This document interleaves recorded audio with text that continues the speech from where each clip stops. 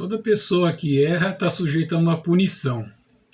Mas em termos de política no Brasil e em termos de Supremo Tribunal Federal, STF, eu fico pensando, eu, você, o senhor, a senhora, os jovens, né, todos nós, se a gente cometer erros, nós estamos sujeitos a uma punição, a pagar de acordo com a lei, né?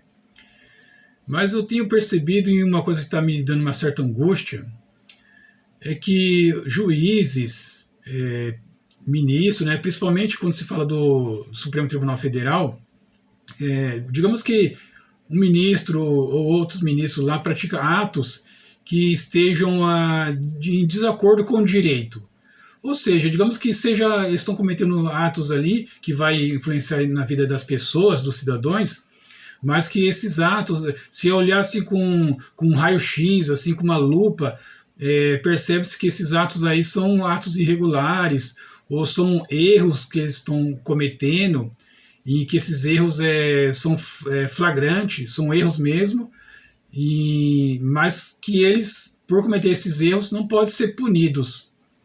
Então fica aqui uma indagação que dá medo, né? É assustador isso daqui, porque nós, como cidadãos, se a gente errar, a gente tem que pagar. A gente tem que pensar muito bem nos atos da gente, não pode fazer mal pro outro, não pode cometer erros, porque tem as leis aí e tem a justiça para a gente pagar pelos erros da gente. Mas o ministro do Supremo Tribunal Federal, se ele errar, digamos que ele comete um erro, e digamos que esse erro não seja intencional, seja sem querer, mas ele errou. E às vezes com esse erro dele prejudicou muito uma pessoa, um ser humano, enfim. Mas ele não paga por esse erro. Você não tá, você aí que está do outro lado, você nunca pensou nisso? Isso não te angustia também? Porque aí eu está angustiando. Essas questões aí, tô falando esse canal aqui de política, né? É um canal de política, de economia, que eu vou estar abordando esses assuntos aqui, política, economia e outros assuntos relacionados. E a política no Brasil hoje está assim, está tendo muitas decisões da justiça no meio político, por causa desses problemas aí do processo de tentativa de golpe, processo aberto agora com obstrução de inquérito aqui no Brasil, do Eduardo Bolsonaro, que está nos Estados Unidos, ou tentativa de interferência na soberania nacional, que foi aberto esse inquérito agora, né, que está correndo aí. Então está tendo muita decisão da justiça aí, do lado que vem do Supremo, que está me preocupando. Por exemplo, só uma decisão recente, agora estou falando aqui, hoje é dia 21 do 7 de 2025, né? 21 de julho de 2025, só uma decisão hoje que o ministro do Supremo Tribunal Federal, o Alexandre de Moraes, proibiu o ex-presidente Jair Bolsonaro de dar entrevista para a imprensa. Ele já está proibido de se manifestar em redes sociais, ou seja, todas as redes sociais dele, ele não pode falar nada lá, ele está proibido. Então ele não pode se comunicar com as pessoas fora o meio dele ali, que ele pode conversar ali, pessoas da família ou pessoas próximas. Mas ele não pode se exteriorizar a palavra dele. Como eu estou falando com vocês aqui agora, minha palavra está chegando até vocês através de uma rede social que é o YouTube. Ele não pode usar as redes sociais dele. E agora ele foi proibido também de falar com a imprensa, porque a imprensa seria um meio através de uma entrevista, ele poder expor a vida dele, ou de repente ele vai reclamar que está sendo injustiçado, ou responder a perguntas que a imprensa vinha a fazer, até a imprensa querendo saber o que está acontecendo, o que foi feito de fato, o que está acontecendo, perguntar para ele não vai poder dar entrevista nem para a imprensa, porque a maioria da imprensa hoje está vinculada a redes sociais também, né? Então, se sai uma reportagem que pode até passar na TV aberta, mas também passa ali numa rede social, então não pode, né? Eu creio que se for só a TV aberta, eu acho que ele pode dar entrevista, digamos assim, para o Jornal Nacional, por exemplo.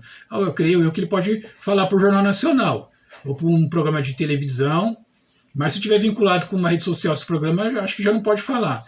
Então é uma coisa assim que assusta a gente, porque será que todas essas decisões não está havendo abuso de autoridade por parte de ministros do Supremo Tribunal Federal?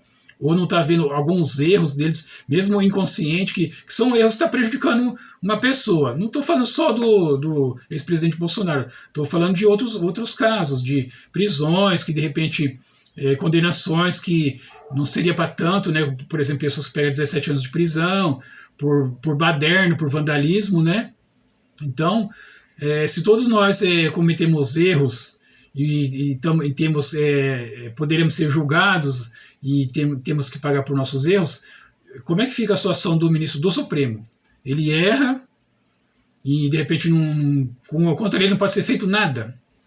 Não é um negócio assim meio preocupante, né? Que nós como brasileiros aqui temos que começar a pensar num sistema político novo, mudar o sistema político do Brasil, porque do jeito que está não dá para continuar assim.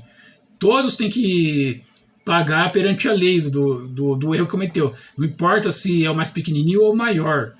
Todos têm que pagar. Aqui eu já vou dizendo para vocês desde logo que os ministros supremos eles podem pagar pelos erros deles. Quem pode punir eles é o Senado Federal. Mas o Senado Federal parece que está todo mundo lá com medo. Se tem medo, tem rabo preso. Porque como que você vê uma coisa errada? Porque o Senado Federal é como se ele fosse o juiz do Supremo.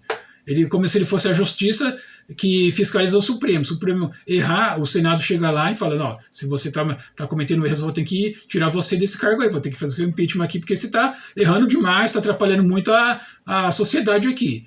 Mas o Senado Federal, ele pode fazer essa fiscalização, e pode julgar, e pode condenar, e ele não faz isso, porque tem alguma coisa errada aí, tem alguma coisa estranha.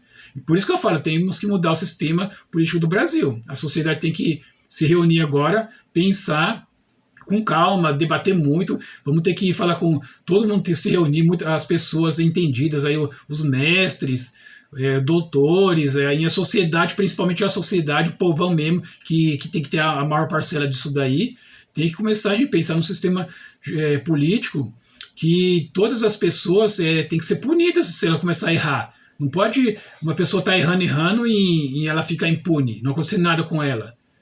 Porque como o Senado é o único que julga e que fiscaliza, ele não faz nada, porque com certeza tem gente lá com medo, com o rabo preso, devia ter um outro sistema então, por exemplo, um plebiscito, que através de uma porcentagem da Câmara dos Deputados, junto com uma porcentagem do Senado Federal, aprovar esse plebiscito para a população votar e falar, esse ministro ele vai ser impeachmentado, ele vai perder o cargo dele, através da população. Mas o sistema é falho, é quebrado, não funciona. E com isso muita gente sofre, muita gente paga.